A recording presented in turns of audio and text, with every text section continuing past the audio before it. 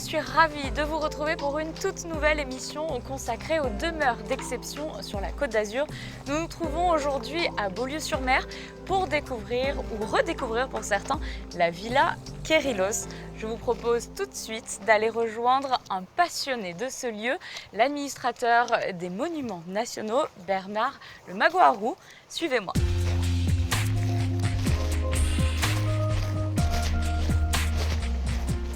Bonjour Bernard. Bonjour Alexandra. Merci de nous accueillir dans ce lieu qui est quand même splendide, Oui, avec une vue sur la baie des Fourmis. absolument. Alors, bienvenue à la Villa Kérylos. L'incroyable position de la Villa Kérylos, c'est effectivement d'avoir pu construire une maison au début du XXe siècle sur une avancée, une sorte de promontoire vers la baie des Fourmis. Il faut imaginer qu'au début du XXe siècle, c'est une pinède ici. Tout à fait. On elle n'a n'est pas autant encore construite. toutes ces constructions. Il y a l'hôtel de la Réserve derrière, mais effectivement, c'est beaucoup plus sauvage. Et le commanditaire de la construction de cette villa, l'helléniste Théodore Reynac, choisit cet endroit parce que ça lui rappelle la Grèce, ça lui rappelle les Cyclades. C'est quelqu'un de très riche, qui a le bon goût de se marier avec une héritière qui s'appelle Fanny Kahn, qui est cousine avec Maurice Efrussi. Et puis, il est surtout devenu le grand spécialiste de l'archéologie grecque. Il décide, au début du XXe siècle, de se construire une villa. Il va embaucher un jeune architecte qui s'appelle Emmanuel Pontremoli, qui est niçois. Ces deux hommes vont se rencontrer, une amitié très profonde va lier Théodore Reynac et Emmanuel Pontremoli parce qu'ils partagent un même goût pour l'Antiquité grecque, pour tout ça. La commande, c'est une maison grecque, et au-delà de la maison, c'est l'ensemble, puisque en fait, toutes les pièces qui vont à l'intérieur. C'est-à-dire que Kérylos est une œuvre d'art totale. Je vous propose qu'on aille faire un tour à On y va. l'intérieur.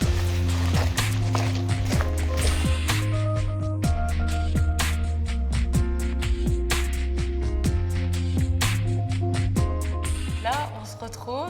Ici, on se retrouve dans le péristyle, c'est-à-dire le centre de la maison grecque. En fait, alors on dit que c'est une maison grecque, mais il ne faut pas oublier que c'est une maison qui va être aménagée pour une grande famille de la très grande bourgeoisie du début du XXe siècle. La construction commence en 1902, se termine en 1908. Donc, en fait, la Villa Kérylos respecte les codes de la villa grecque, mais bien sûr, il faut quand même pouvoir y vivre. On a des fenêtres qui donnent sur l'extérieur. Ça, dans une maison grecque, c'est une aberration, puisque en fait, tout donne vers l'intérieur, vers le péristyle. On parle souvent de Reynac et Pontremoli, on oublie un troisième personnage. Ce troisième personnage, c'est Fanny Reynac, c'est la femme de Théodore. Une bonne partie de sa fortune a permis la construction, puisque pour vous donner une idée, la maison, la Villa Kérylos a coûté 9 millions de francs or de l'époque, c'est-à-dire 35 millions d'euros aujourd'hui. Oui, tout de même. Pour une maison assez petite en réalité. Oui. Je veux dire, Combien elle fait de surface? 2000 mètres carrés, c'est en réalité assez petit. Tout autour de nous, on voit aussi ces murs magnifiques, ces fresques qui sont dessinées. On les retrouve à plusieurs endroits dans la villa, mais ici, elles sont particulièrement imposantes. C'était un lieu de rassemblement peut-être où ils accueillaient leurs amis, leurs invités? On connaît assez peu de choses sur la vie à Kérylos. Tout simplement parce que les archives ont été brûlées, elles ont été détruites. On peut s'imaginer que c'est d'abord une galerie de passage. On a quelques photos d'archives où on voit qu'il y a du mobilier de jardin, etc. Donc oui, c'est un lieu de vie, c'est dedans-dehors, comme dans toutes les maisons méditerranéennes, que ce soit du 1er siècle avant notre ère ou aujourd'hui.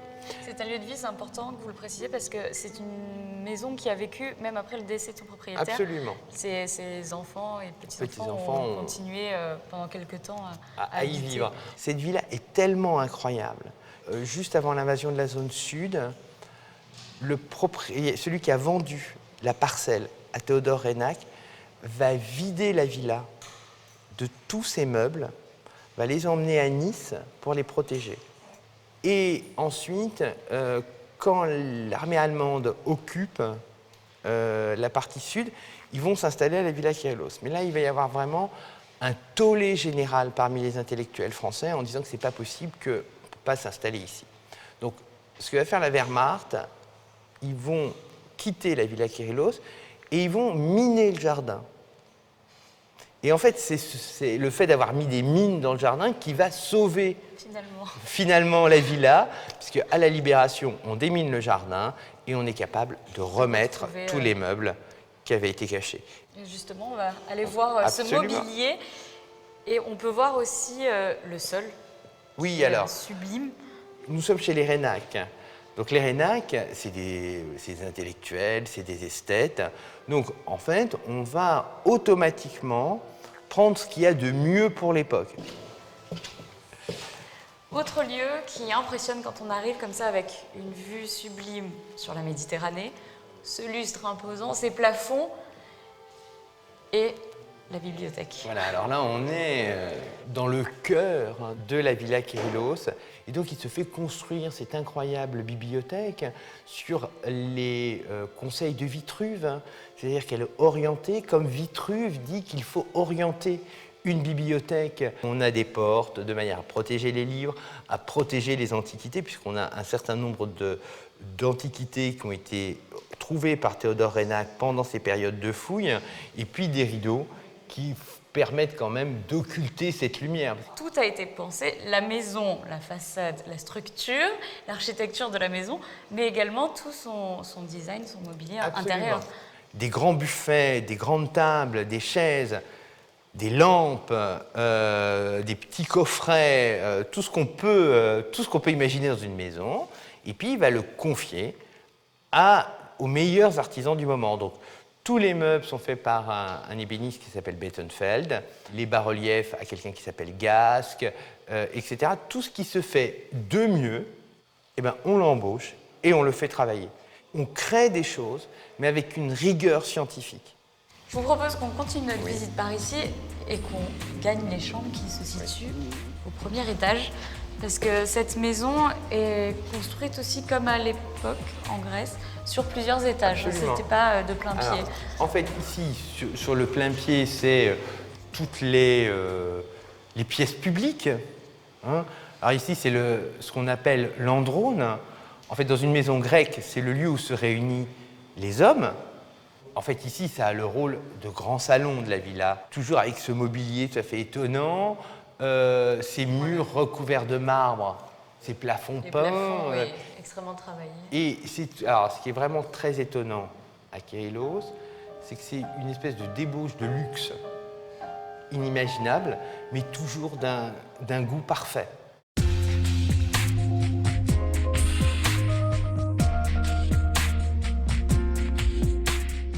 Nous rentrons ici dans la chambre de Fanny Reynac avec un exemple très caractéristique, en fait, des tissus, des textiles dessinés par Emmanuel Pontemoli, qui montre un petit peu la richesse des décors de la villa, avec ces fresques magnifiques dans les tons bleus qui rappellent la légende d'Héra. Donc là aussi, hein, on peut remarquer qu'il n'y a pas de miroir. Hein. Les miroirs sont cachés dans les portes de manière à continuer à vivre dans cette ambiance un peu particulière.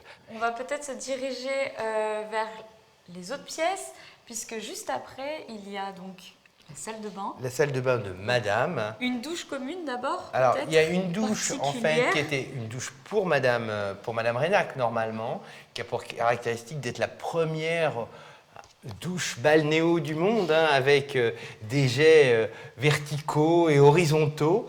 Et puis cette salle de bain absolument magnifique avec cette baignoire qui est faite dans un bloc de marbre entre 800 kg et 1 tonne.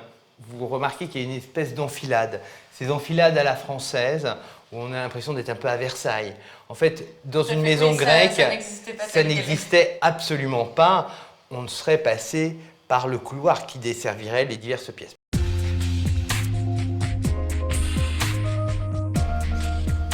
Et la chambre de monsieur, cette fois, effectivement, on voit ce lit Beaucoup plus simple, beaucoup plus Oui, étroit. alors instantanément, c'est vraiment quelque chose de plus masculin. Et ça a été voulu très certainement par Théodore Reynac. Hein. Avant de terminer cette émission, il y a un lieu qu'on doit obligatoirement visiter. Je pense qu'on peut y aller tout de suite. On va y aller, absolument.